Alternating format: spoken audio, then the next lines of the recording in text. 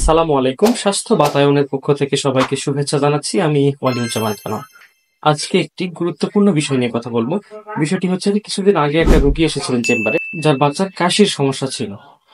তিনি এসে বললেন যে আমি বাচ্চাকে এই সময় তো কলা পাওয়া যাচ্ছে, বাচ্চাকে কলা খাওয়াচ্ছি না কাশির ভয়ে।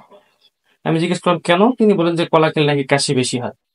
তো আজকে আমি এই জিনিসটি ক্লিয়ার করার জন্য ভিডিওটি করছি, যে আসলে কাশি হলে বাচ্চাদের বা বড়দের কলা খাওয়া যাবে কিনা। প্রথমে বলে নিই, আসলে কাশির সাথে কলার তেমন কোনো সম্পর্ক নাই। কাশি, সর্দি এগুলো জীবাণু ঘটিত বিষয়। যে জীবাণু দিয়ে জীবাণুর আক্রমণের ফলে সর্দি কাশিগুলো হয়ে থাকে। এর সাথে আপনি কলা খেলেই কাশি বাড়বে, এই ধরনের থিওরি কোথায় পেলেন? একটা বিষয় ক্লিয়ার করি, কলাতে প্রচুর পরিমাণে পটাশিয়াম রয়েছে এবং এক পরিপক্ক পাকা কলাতে প্রচুর পরিমাণে অ্যান্টিঅক্সিডেন্ট রয়েছে। অ্যান্টিঅক্সিডেন্টের কাজ হচ্ছে শরীরে রোগ প্রতিরোধ ক্ষমতা বৃদ্ধি করা। সুতরাং আপনার বাচ্চাকে যদি আপনি শীতের সময় কিংবা কাশির টাইমে কলা খাওয়ান, তাহলে অবশ্যই এটি আপনার বাচ্চাকে আর প্রোটেকশন দিবে, রোগ থেকে বাঁচাতে পারে। তাই কাশি হলেই ভয় পাওয়ার প্রয়োজন নেই। কাশি হলে বাচ্চাকে অবশ্যই বেশি বেশি কলা খাওয়াবেন।